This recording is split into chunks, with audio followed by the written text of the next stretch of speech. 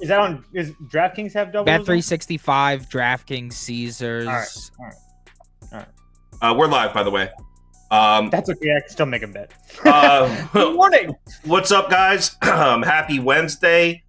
And we're off to a good start this Wednesday. Actually, Prop Beaver on the VIP ticket, credit to him, because I remember last night I had the first 5 under in the Twins game, but we didn't like the line movement. Prop Beaver switched it on the ticket, posted the ticket with Twins double result at plus 145, and that shit hit, man. So we got a nice plus 145 hit to start the day. Nice job. Nice work by Prop Beaver. SGP hit too, by the way. Yeah. And his the Mid Twins money line, barely over strikeouts parlay hit. So we got 12 more games to go through.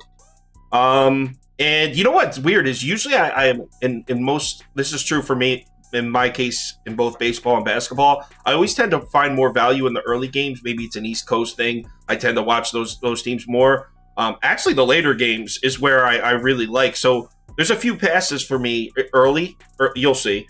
But actually, out of the last 4 or 5 games, there's a couple plays I really like. So let's get into it. Obviously, this game already happened.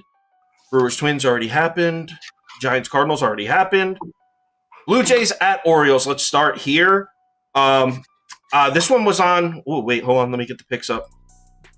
Sorry, should have had this prepared beforehand. So I put this one in the YouTube video last night. So you already know my thoughts. I'm interested to see what Toast thinks because me and Prop Beaver actually disagree on this one. So Toast will be the deciding vote for us. Sorry about that. I should have had this prepared before we started. Okay, so I'm on the O's. Baltimore money line. Last night, he's nodded. Toast is on my side. Prop Beaver on an island. Baltimore money line minus 105. I'll skim through it because if you watched last night's YouTube video, you already have heard all my notes on this game. So Kyle Bradish, Jose Barrios, yes, 4 consecutive good starts on the road. Let's give him some credit because that's completely uncharacteristic. This dude has been a fade on the road for multiple years. So maybe that trend is dead. 4 consecutive good starts on the road. 4. Yeah. All right. So Jose Barrios is no longer an auto fade on the road. That being said, the Baltimore Bats are alive and well. They went south. They were gone for about a month, but they are back, man. In the last 5 games, they've scored 37 runs. They're first in every major offensive category in that span. Now, granted, it's just 5 games, but we know this lineup's capable of being explosive. They were doing it for damn near the first 5-6 weeks of the season. So it's not like when the Royals have a couple high-scoring games in a row, and you're like, oh, well, that's nothing. We know this lineup's talented. So I'm willing to declare the Baltimore Orioles bats back. 37 runs in 5 games, yeah, I'll take it. Also, Baltimore, the bats life. I actually didn't write this down, but I was just looking at it before. Lifetime or have a 900 plus OPS against Barrios, so they've had some success against them. The other side, Kyle Bradish. I'm not going to go out on a limb and say I trust this guy, but you can't argue with his last 3 starts at home. Look at these numbers. These are his last 3 starts at home. 0.93 ERA, 0.93, and a 275. Dude has had 3 consecutive great starts at home. Now, Toronto's bats on the road have been savage, as I was just talking about yesterday. So that's why this bet is not really on Kyle Bradish. I wouldn't be surprised if the Blue Jays get a few runs off him. This bet is specifically on the Baltimore bats. I'm riding the O's. We're back. O's train is back. Everyone get aboard. Beaver, you can go ahead and share your terrible pick now. Yeah, this is a or pass for me, but I would roll with the Blue Jays. I like the Blue Jays in the spot. Everybody and their mother likes to bring up Barrios on the road, but as Kyle said, Barrios on the road is proving himself over these last 4 starts. He's consistently looked really, really good.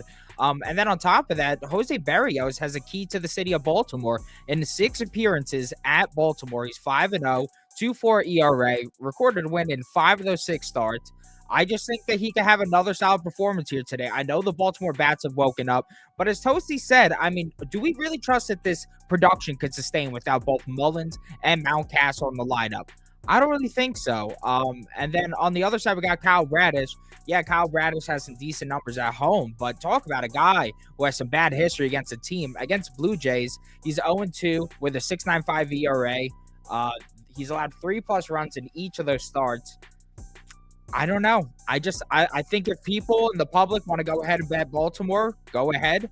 I'll take the better price with the Blue Jays and my boy Jose Barrios that continues to shine on the road and at home. Okay, let me educate you, Beaver. First of all, when Baltimore is a public dog like this, whenever it is, it really doesn't matter, especially when they're at home.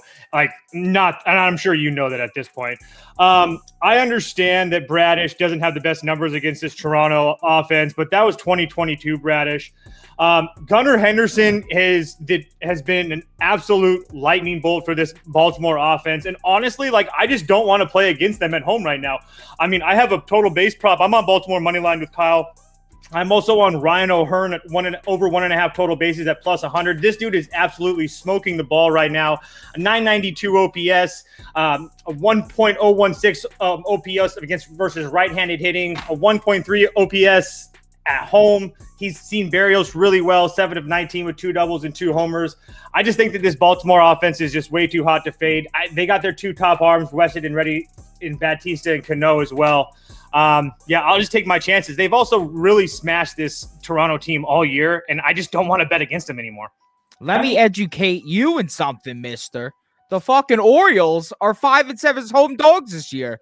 Give me the Jays. I didn't mean, but they're not. I didn't mean as a dog, literally. I'm just saying that as when they are a public Pete bet, they always seem to cash.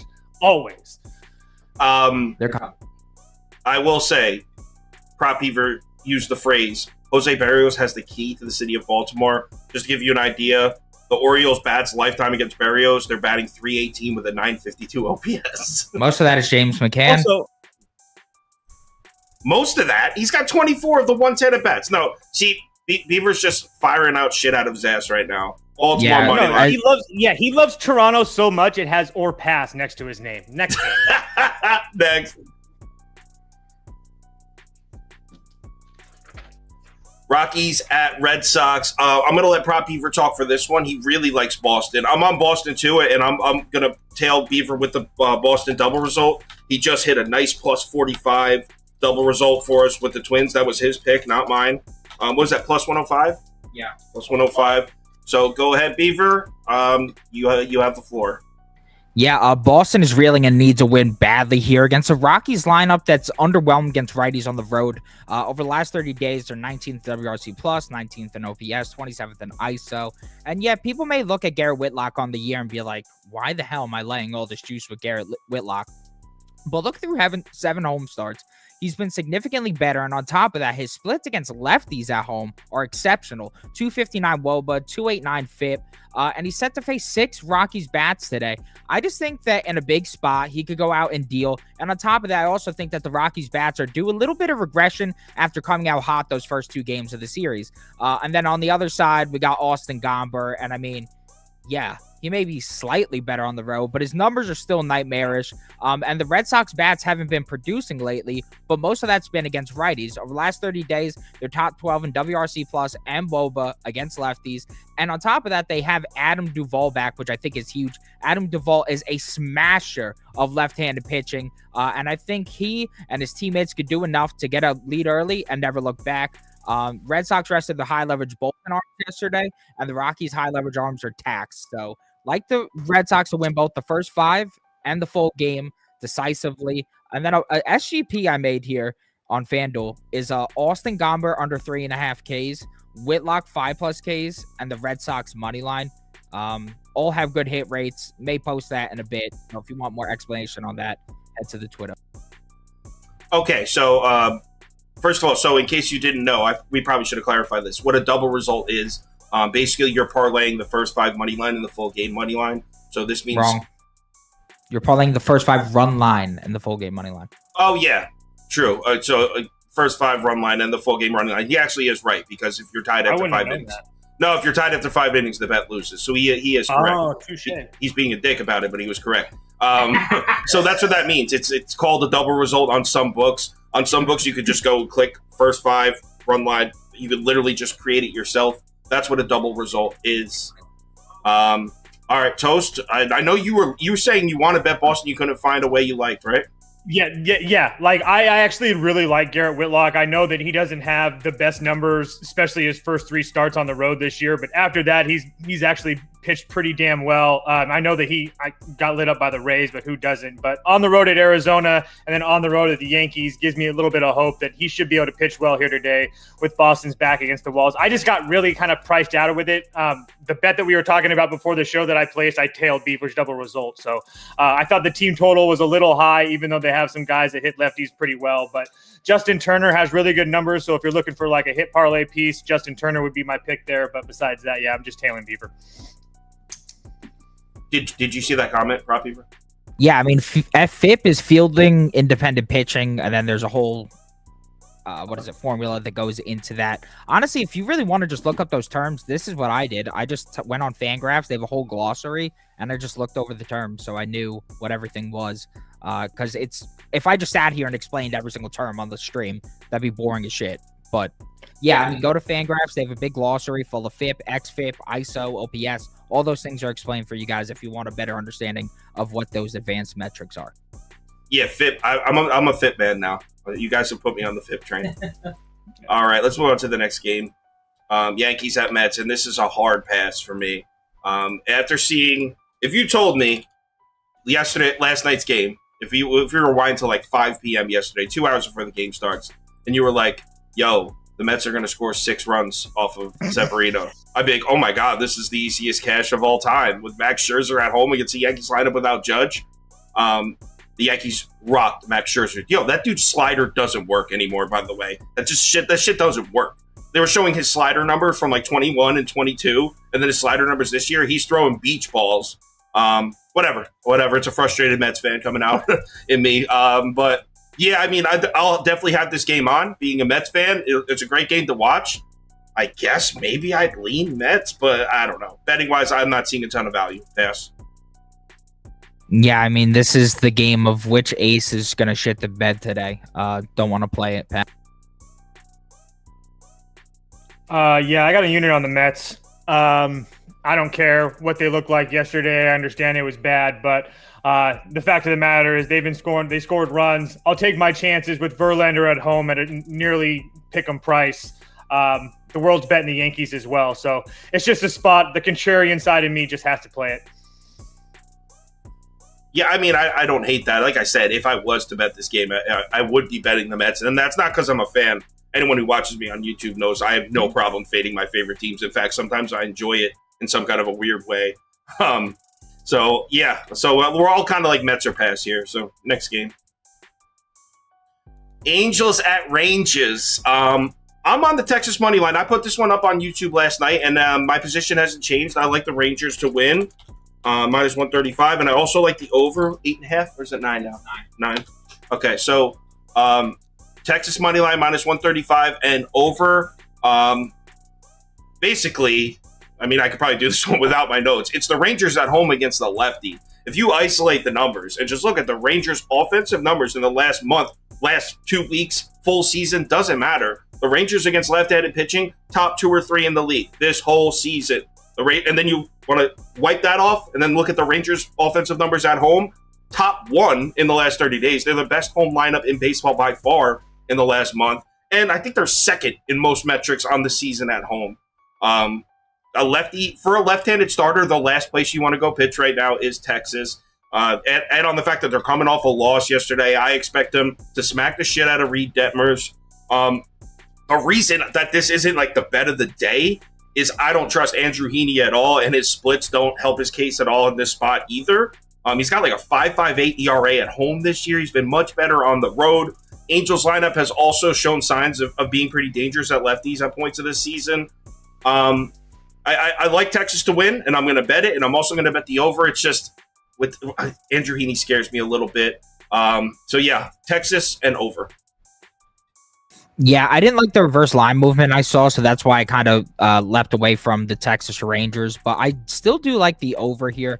I know Detmers has solid numbers in his last 3 starts against the Rangers, but as a whole, they've been really, really bad.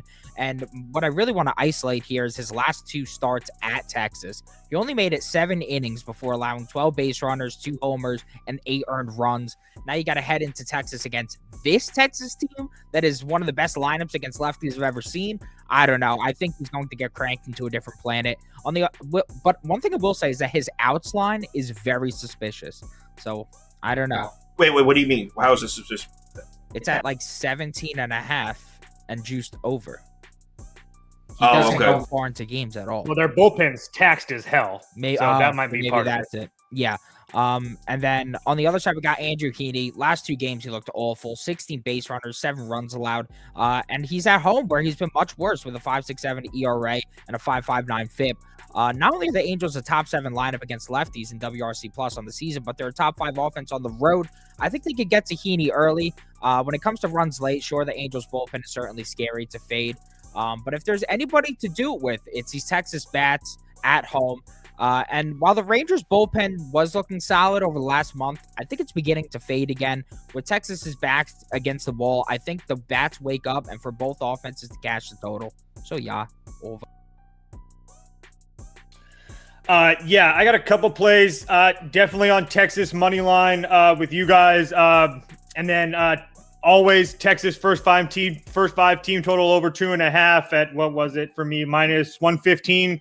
And then the player prop I like Ezekiel Duran 2+ bases at plus 170. The dude's absolutely killing it right now. 974 OPS versus left-handed pitching, a 1.075 OPS at home. He loves hitting at home. So Ezekiel Duran total bases, I like that. But yeah, for the Rangers, I'll take my chances with them anytime against left-handed pitching at home.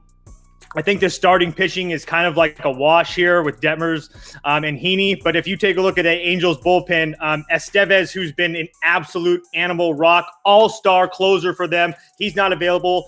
He's worked back-to-back nights. Davinsky's worked 2 of the last 3 nights and 50 pitches or 49, excuse me. So I doubt he's available. Soriano and Webb. Now we're getting really far down the list. Loop has worked 2 of the last 3 nights as well. So I don't really even know who the Angels are going to go to in their bullpen. They're really going to need Detmers to go deep in this game. But with the big advantage deep into this game, I have to play Texas. Wow. As you said that, I just went and looked, and I knew I was on Texas regardless. But I'm looking now. You are not kidding. This Angels bullpen is a mess tonight. If the Angels take an early lead, I think if the Angels take like a 2-0 lead in this game, I think a live bet on Rangers money line might be the play, might be the move. Wow. All right, so let's move on to the next game. Pirates at Cubs. Pirates with a rookie on as Valdo Beto, and I'm sure Toast can probably tell us a little bit about him. This is what I'm going with. This didn't make the ticket because Beaver didn't like it, but I think this is a decent bet. Cubs team total under 4.5 at minus 108. So this is what I'm thinking, right? For this one. So you got this kid Beto, right, making his first career start. And I'm just speaking on terms of what the casual bettor is looking at when they're looking at this game. They're seeing the Cubs lineup at home that just scored 11 runs yesterday, right? Cubs offense exploded yesterday. So they're seeing the Cubs lineup at home that just scored 11 runs, and they're seeing a rookie starter on the mound for Pittsburgh. I think that's just going to inflate the value for the Cubs all across the board and all the markets today. So we're getting a team total under 4.5. Keep in mind that before last night's game, where they scored 11 runs, they haven't scored 5 runs in a game in the previous 7. And guess how many times the Cubs have scored 5 runs in their last 20 games? 5. So, I mean, to get this at less than a pick, I'm at minus 108 at under 4.5 for a team that never scores 5 runs. That seems like a layup. And I know that Pittsburgh's a public dog, which is why I really don't. I know Drew Smyly is struggling a little bit recently, so some people might want to fade him with the Pirates. You can see the public's on the Pirates. I don't want to touch the Pirates' bats. I can see Drew Smyly in a big bounce back spot here. I'm going to stick specifically to fading the Cubs' bats. Beto's a righty, and if you watch this channel, I've put up these graphics 100 times because they're hilarious. The Cubs' numbers against right-handed pitching are so hilariously bad. It's the worst in Major League Baseball by far over the last month or so. So yeah, Cubs team total under 4.5. Don't have a read. Pass. This is an absolute rinse and repeat, just like me yesterday. Cubs money line. I got it at 145. I played it for 1.45 units. I really like the Cubs again. Like I said, honestly, rinse and repeat. Public all over Pittsburgh. They might not score 5 runs, but I do think they've win. Smiley's been solid all year. Yeah, he's coming off 3 bad starts, and he actually doesn't really have good career numbers against Pittsburgh, but that doesn't really even bother me. I just think that he's in a prime spot to bounce back against a Pirates team that I just don't trust now.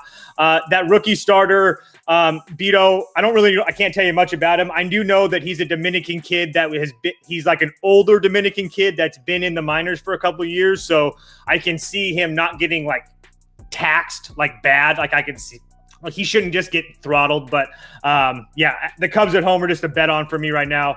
After what I saw yesterday, there's no way I can't go right back to him.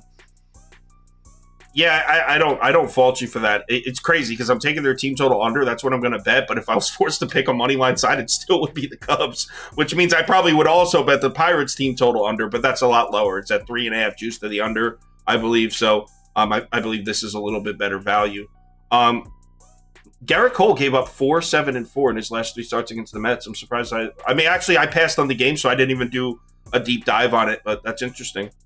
Yeah, but that was 2017, 2015, 2014. So take it with you. What? Yeah. I hear you on that.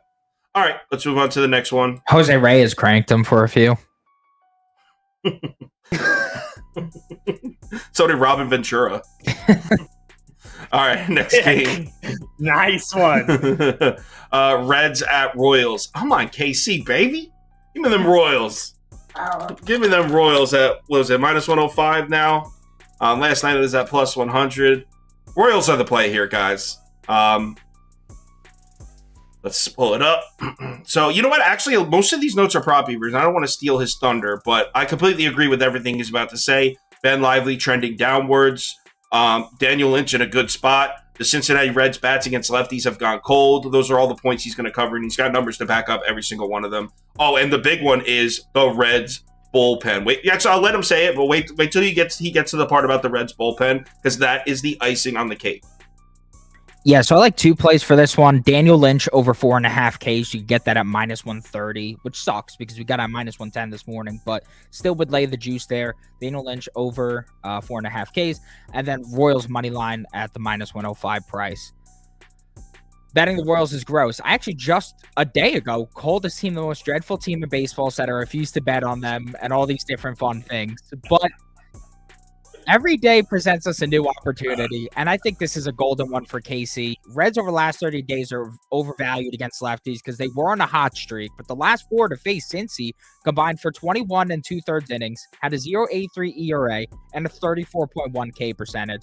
Not only are they just running through these batters, but they're striking them out at a very high rate. And Daniel Lynch is a left-handed pitcher they've never seen before. He hasn't been anything special thus far, but the improvement is there from last year. The 3-and-on FIP, the 0.5 home runs allowed per 9, and the 16.2 K to BB percentage are huge improvements from his 2022 form. And I think he can have a sneaky good outing here. On the other side, we got Ben Lively, and the train's falling off the tracks. I mean, the last 2 starts have been absolutely disastrous. He faced a relatively disappointing Cardinals lineup and a Brewers lineup that has been, bottom 3 over the last month. He posted a 7.9 ERA, a 3.3 home runs per 9, and a 7.22 FIP in those 2 starts. Royals bats aren't certainly anything to write home about, but if they could even get 2 and 3 runs off of him in this vulnerable state, I like our chances late. Reds use Diaz, Gabo, and Sims, 3 of the best arms, and Sims and Diaz went 3 of the last 4 days. I doubt they get used while they're already taxed here in a series against the lowly Royals.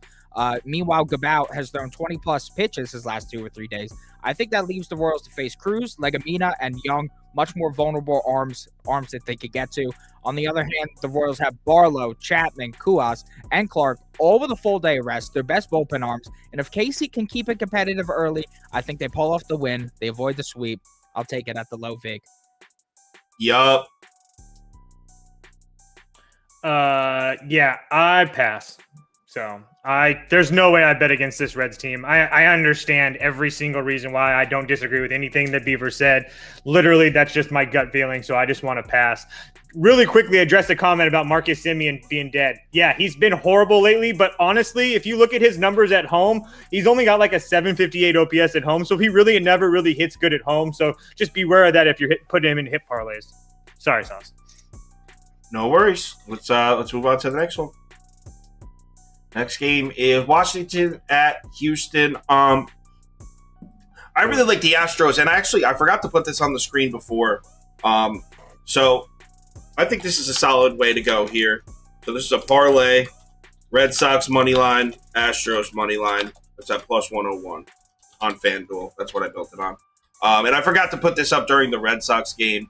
We already covered why we all think the Red Sox are going to win. Astros, I mean, remember that little Nats hot streak we were riding? Me personally, I was betting Washington a lot. Well, that's over.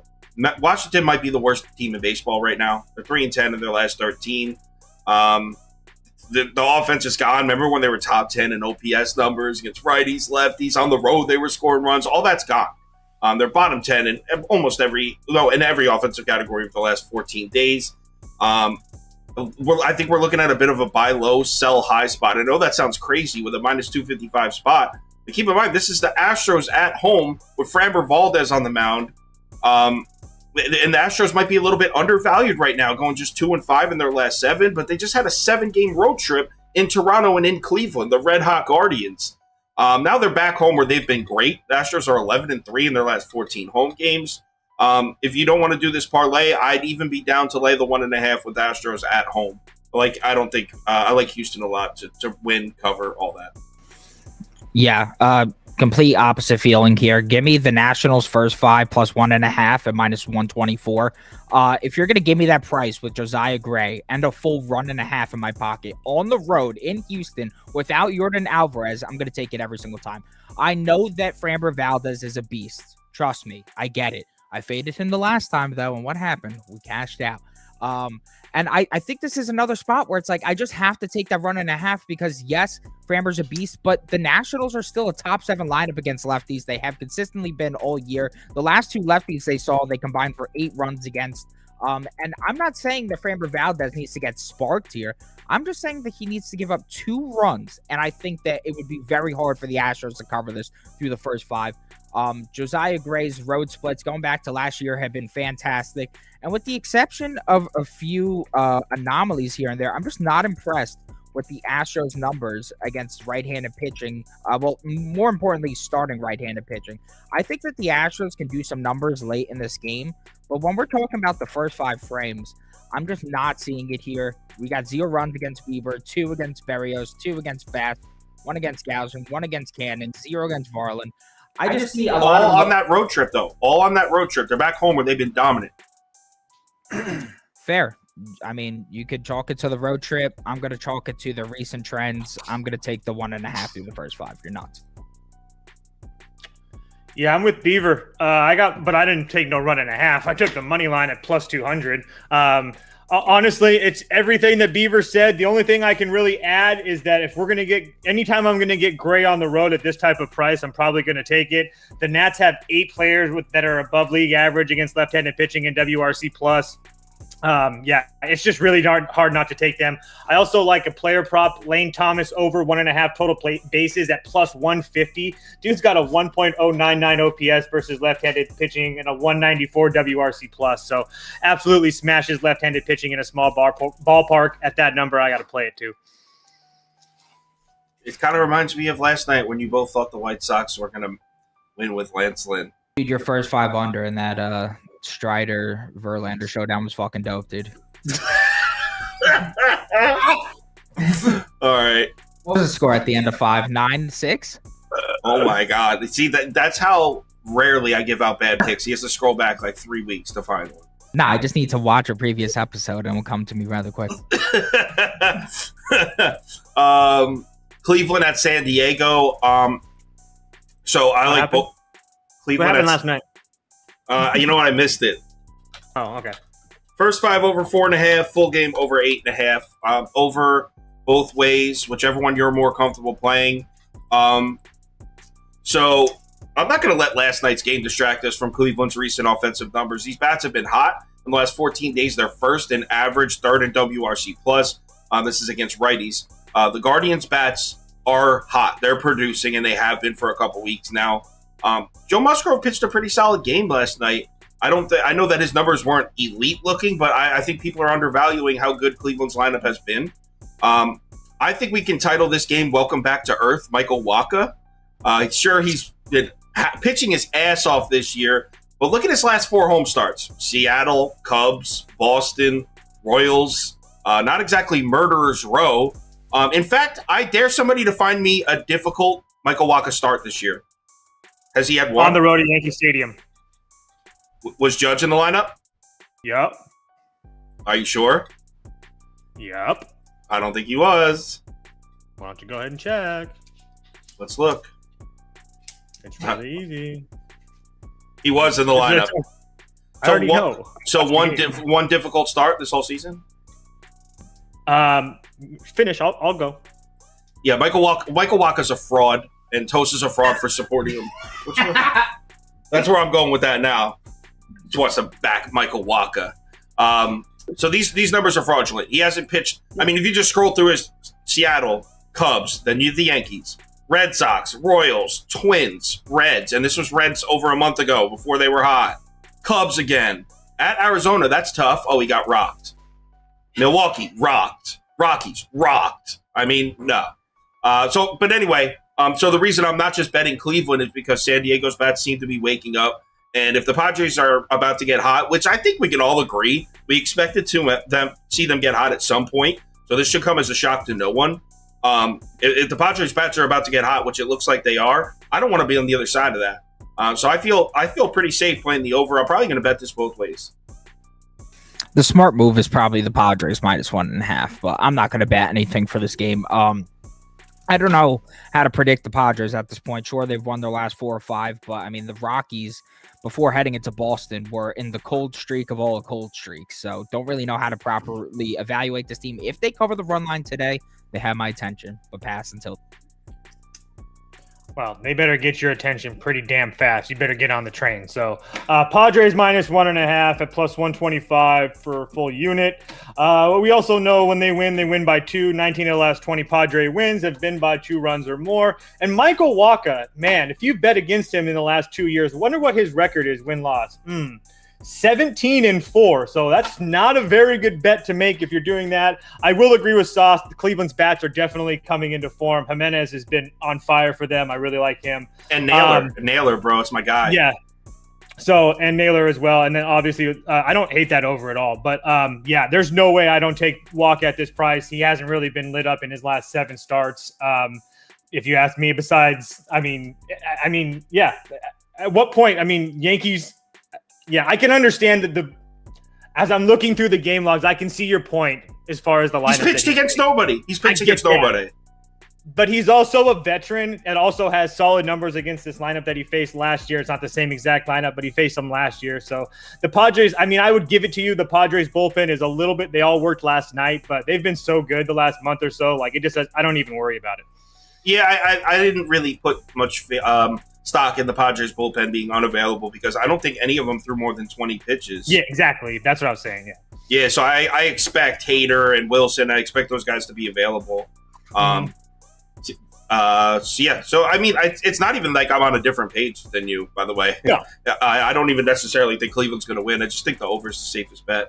And if you want to stay away from those bullpens, because both of these teams have had very good bullpens recently, just play the first 5 over if that's how you want to do it.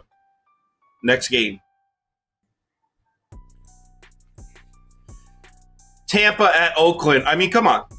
We're talking about the hottest team in baseball, and I'm not talking about the team with the best record. I'm talking about the Oakland Athletics, man. Give me Oakland A's at +2.5 at -115. Is this a joke? I don't even have to, I didn't even write notes for this. The Oakland A's have won 7 games in a row. And the 2 games before those 7 wins, they lost by 1 and 2. You got to go back 10 games to find the last time they got beat by more than 2 runs. This team just continues to win. +2.5 at home. Get the fuck out of here. Yeah, I mean, pretty much what Kyle said. A's are hitting on all cylinders. They won 7 straight. They covered the run line in 9 straight in their last 12 or 14 games. The bullpen that was once the laughingstock of the league is suddenly a top 10 unit over the last week in nearly every category, and most of those arms are rested for tonight. The bats are 6th in WRC+, 7th in OPS against righties over this win streak. And now they face Tyler Glass now. Toughest challenge of all. But does it matter? They rocked Mitch Keller. They rocked Sandy Alcantara. They rocked Freddie Peralta. They rocked Zach Eflin. I think they could shock the world here and get a few runs off the red-hot Glass now. On the other side is Medina. And, yeah, to put it candidly, the guy sucks. But the Rays couldn't hit Hogan Harris yesterday, a left-handed pitcher. That was very concerning to me because the moment they can't hit left-handed pitching, then this lineup in my eyes is officially cold. And if you look at the data, then we tend to agree. On the road over righties over the last 30 days, they're bottom 10 in nearly every category. I think they've struggled against the scrubbiest of the scrubbiest righties during this span. And if Medina could just do enough to keep it competitive here, I like our angle. Ray's bullpen is definitely solid, but they've proven untrustworthy multiple times during this season. And with 2.5 runs in their pocket, I can't pass it up with Oakland. Yeah, I took Oakland in the first 5 at +210. I just did it for a half a unit. Just the only reason I did that is I do worry about that Oakland bullpen at times. I don't have to give a reason why they've been terrible all year, but at the same time that, like you said, the Rays bullpen hasn't been great. But I like the first 5 angle with Glass now. He did go pitch in Oakland like 2 years ago, and it didn't go that well. On top of the fact, this is going to be like his 4th start since coming back from injury. You might starting to see a little bit of fatigue there. That's when these guys coming back from injury start seeing a little bit of fatigue. So it's not crazy to think that the hottest team in baseball could hit him up right here. So at a huge plus price, I just had to take it for a half a unit. Yeah. I mean, someone Hairston said, "I'm on Tampa. What are you laying the 2.5? Like, how are you betting them?" Like, even if you want to bet Tampa Bay -1.5, you're still looking at -140 juice, -150, I think. So yeah, they're expensive. Let's move on to the next one. Miami at Seattle. Mariners 2 ways here. Seattle first 5 -0.5 run, and I am betting both of these definitely. It's +100, right? No, that's minus. Yep. Okay. So that. Oh wait, we just froze. Wait for it to come back. And we're back. So Seattle first 5 run line at -112. And Seattle -1.5 at +128. Those are the 2 I like for this. Playing the Mariners both ways. Mariners looked dominant last night. We all liked them. I think we all like them again. I haven't heard Toast's take on it, but I know that he believes in that team right now. So this is super public. Just brace yourself for that. They keep pricing this kid Yuri Perez like he's already in his prime. This kid's 20 years old. And the Mariners bats are finally waking up. If you just isolate the last 7, if you remember, we were making fun of the Mariners WRC plus versus righties as recent as like 8-9 days ago on YouTube. If you just isolate the last 7 days, the Mariners bats are 4th in WRC plus against right-handed pitching. So this Seattle lineup heated up quick. Louis Castillo's pitching, and look at this dude's home starts. I mean, he's made 8 starts at home this year. 5 of them he allowed 0 runs. Like, he's been so dominant at home in Seattle. Castillo's got a 1.89 ERA and a 1.75 OBA at home. In his 8 home starts, opponents are batting just 1.75 against him. An 0.82 whip. He's been absolutely dominant at home, and the Marlins bats have completely cooled off. If you rewind a week and a half ago, yeah, the Marlins were hitting righties. Not anymore. In the last 7 days, they're 27th in WRC+. They're all the way down there with the Cubs, with the Tigers. The Marlins bats have officially cooled off against righties. And I know some people are going to look at the Mariners' recent bullpen numbers and maybe get a little scared, but keep in mind, Munoz is back. And that dude's a monster. He's been back for a couple days now. With him available to pitch the 8th inning, I feel like that changes the whole vibes in that bullpen. He could come in the 8th right before Seawald. I think the Mariners bullpen is badass. I know the numbers don't really indicate that right now, but those 2 guys are savage. I love that guy Munoz. He has some of the most, if you ever YouTube that guy's strikeout highlights, he has some of the most wicked shit I've ever seen. Truly. And he's back. He's been hurt I think he's been hurt the whole year, right? He just came back. He has. Yeah, he has. He's finally, dude. I've been waiting for this cannon to fire, bro. I love that guy. Waiting. Yeah, he's so good. So I love the Mariners here. Yeah, I mean, don't really need to repeat what he said. I think Perez, while I love him, he's a negative regression candidate. 4.34 FIP, 4.69 xFIP, much higher than his 2.17 ERA. Now has to face Mariners bats who are just crushing the ball. Last 4 games, they're averaging 7.5 runs per game. The last 5 starters to face the Mariners own a combined 8.21 ERA, 2.78 home runs per 9. I think they're going to get to Perez here. He's already looked vulnerable in multiple spots, but has been able to luck his way out of some of these tough spots. I think that he gets hit up a bit here today. Luis Castillo's in an excellent spot. He's going to be at home facing a Miami lineup that has 6 righties in it. One of Castillo's numbers at home against righties this year, a 177 WOBA, a 35 K to BB percentage, and a 0.56 whip. That is nothing short of absolutely elite. The last 5 righties to face Miami own a combined 0.9 ERA. All 3 of those runs came off of solo shots. So they're not getting guys on base. They're striking out at a high rate. Castillo's earned run line is at 1.5 and the under's plus 100. Seems like the guy's going to go out there and dominate today. And then the Mariners pen has Munoz back, the boy. So all of the Mariners. This scares me a little how much, like on paper, the Marlins shouldn't even become close to scoring a run in this game. Like so much is pointing Castillo at home, Castillo against right-handed bats, the Marlins against righties, like everything. It kind of reminds me of that Mitch Keller versus Oakland start, which is like starting to scare me a little bit. But yeah, definitely on Seattle. Toast, I'm assuming you're with us, right? Yeah, but the difference with that start is if you looked at the charts, the entire thing was yellow. What charts are you talking? Oh, the public was on. It was all Pittsburgh. That's not the case today. Okay, I can see that. I mean, the public is on Seattle, but it's not nearly. It was so public that day. Yeah. Same thing. Seattle run line for me as well. Seattle minus 1.5. Sorry. So look, for me, it's I've been saying since Munoz got back and Julio's been hitting it the other way, this offense is clicking. Mariners are a bet on team right now with that bullpen. That bullpen that we just talked about is fresh too. Sewald hasn't worked in 2 days. Munoz hasn't worked in 2 days. Brash hasn't worked in 2 days. I understand that Brash can be a little bit wild, but if Brash is on, he is one of the more nastier pitchers as well. And then on top of that, if you look at Miami game logs, you see that they're really not scoring runs. And then you see a 3-1-6-5-1. Okay, their last few games. But really, those 6 and those 5s are kind of fugazi numbers because they scored them on the 8th and the 9th inning on back-to-back days against a White Sox bullpen. So if you take that out, they're really not scoring runs at all. So yeah, and then one more thing with Perez. Look at the guys that he's been facing: White Sox, Oakland, Angels. Okay, I'll give him that one. Colorado, Nats, Cincinnati, way back ago. So nothing really there to see that he's just going to be able to pitch well against this red hot Seattle offense. We're all on the same page there. Love it. Let's move on to the next one. 2 games left. Phillies at Diamondbacks, and let me tell you why the Phillies plus 115 is a money pick here. Phillies money line minus 115. I mean plus 115. Getting them as a dog. There's so many angles I like for the Phillies in this one. All right, so similar to the Mariners, I think the Phillies are another team we should be keeping an eye on right now.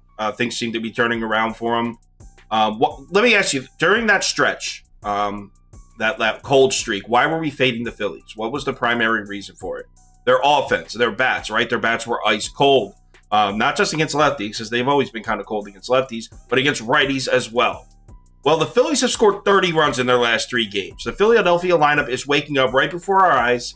I know Merrill Kelly is having a solid season, no doubt about it. But look at his last 2 starts, looking a little vulnerable here. Tigers had 7 hits and 2 walks off him. Before that, the Braves had 5 hits and 3 walks. I mean, these aren't terrible starts, but he's starting to look beatable.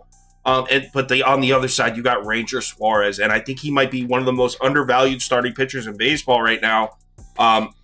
So number one, if you remember Ranger Suarez last year, he was a bet-on pitcher on the road. He was a monster on the road last year. He was 6-3 with a 3.20 ERA on the road last year. I know it's early this season, but look at the early splits: 6.92 ERA at home, 3.06 on the road, but most importantly, throw away the home-away splits I just read, even though they support the Phillies' bets.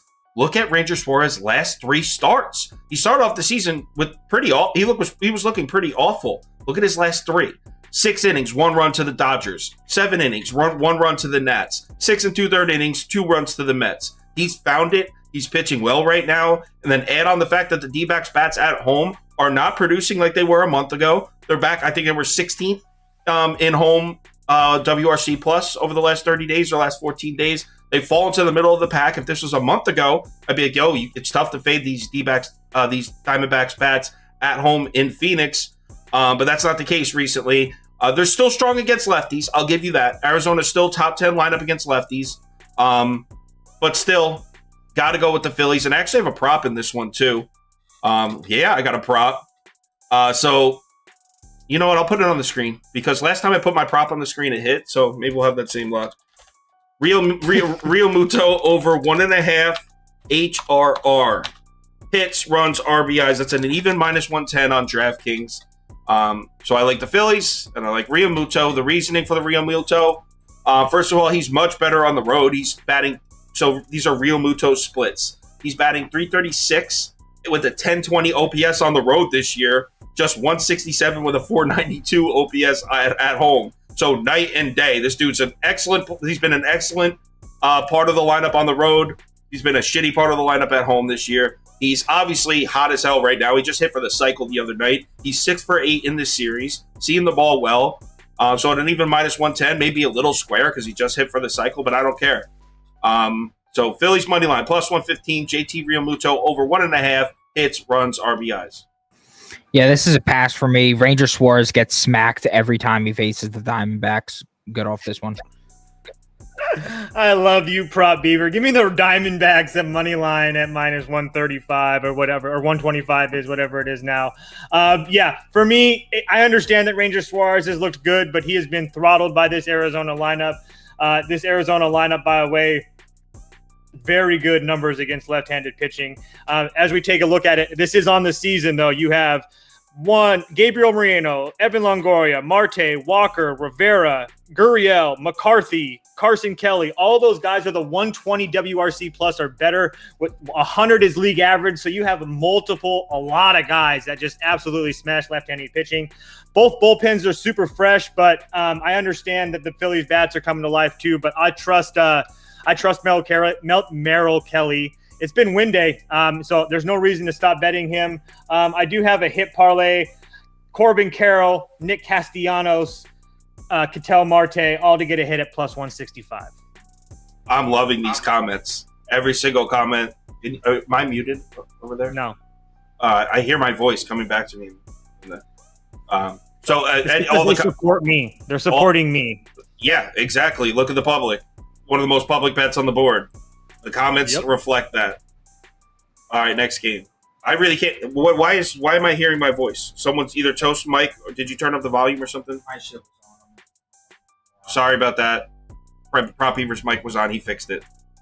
Arizona super public side, as you can see from the comments. Next game, White Sox at Dodgers.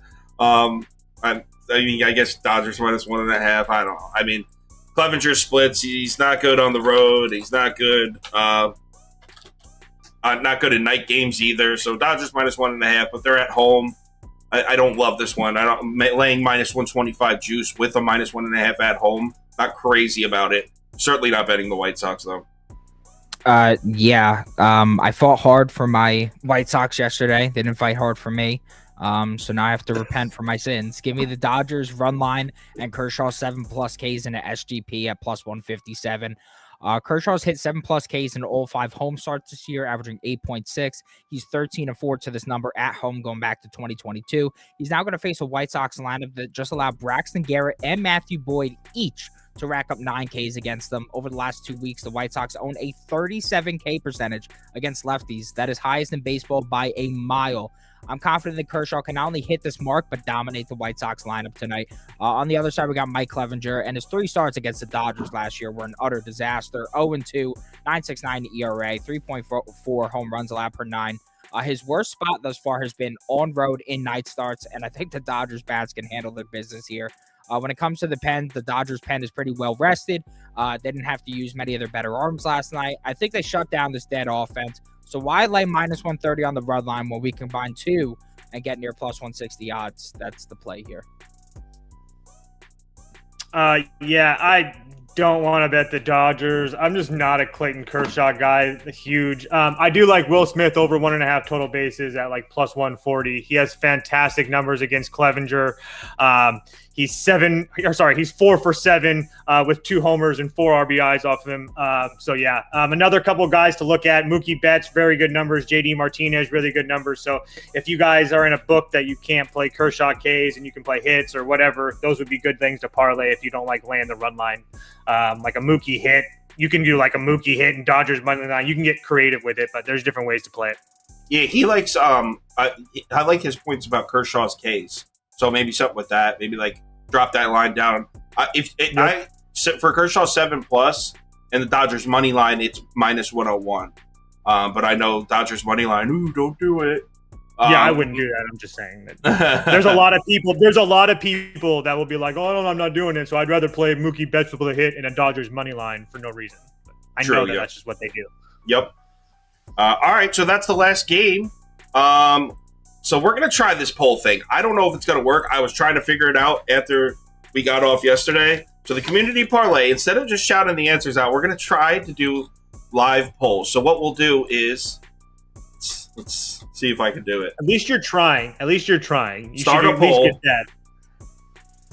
Okay, so first leg. So let's add the teams in here. We'll put. Wow, this is actually harder than I thought. Read me. So we got Orioles money line. Let's say Red Sox money line, Mets money line, Rangers money line. Rangers money line. I want to see if this works. Bear with me for 1 sec, guys. If it works, I'll be more prepared for next one. Let's see. Are you guys able to vote on this? I don't know if they can even see it. Sauce loves polls, someone said. Oh, it's working. The votes are coming in. Okay, so we'll give it like 20 seconds. It looks like Orioles money line seems to be the play. All right, so what we're going to do, we'll do 30 seconds on each poll. So that takes 2 minutes, I know, but I feel like more first come, first serve. I don't think people were liking that. So I got one more hit parlay while they're voting. Go ahead and read it off. Julio Rodriguez, JP Crawford, both to record a hit at plus 115. Both just really good numbers at home versus right-handed pitching. Julio's a 213 WRC plus. JP Crawford's a 178 WRC plus. Keep in mind, league average is 100. Okay. All right, so end poll, Orioles wins. End Orioles. Already added. So next leg. Ooh, not a...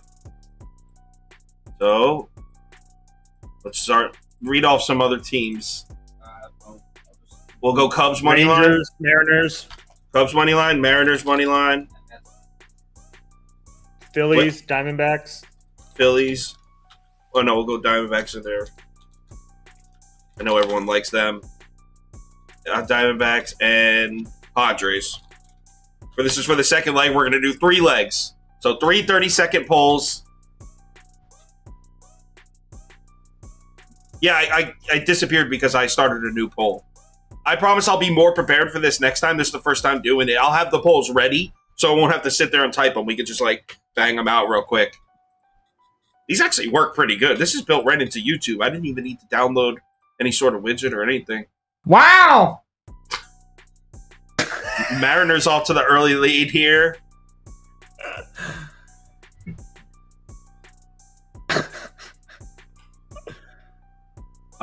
Mariners 40%.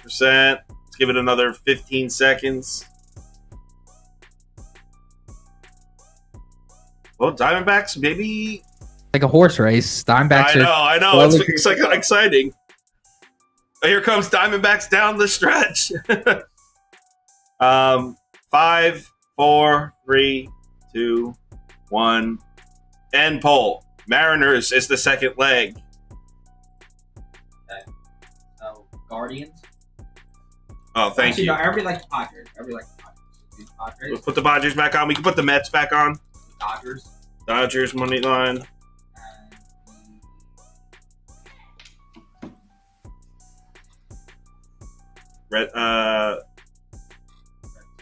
Red Sox. Yeah.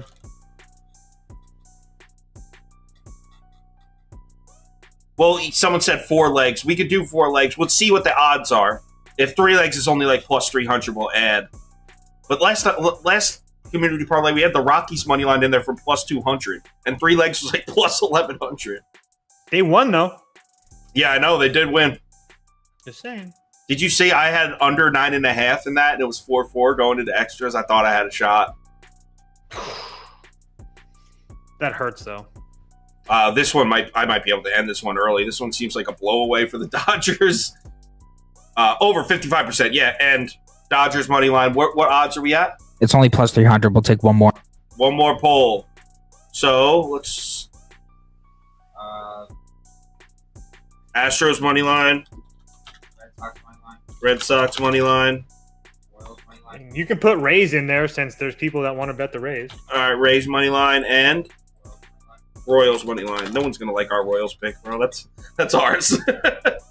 All right, last leg of the parlay.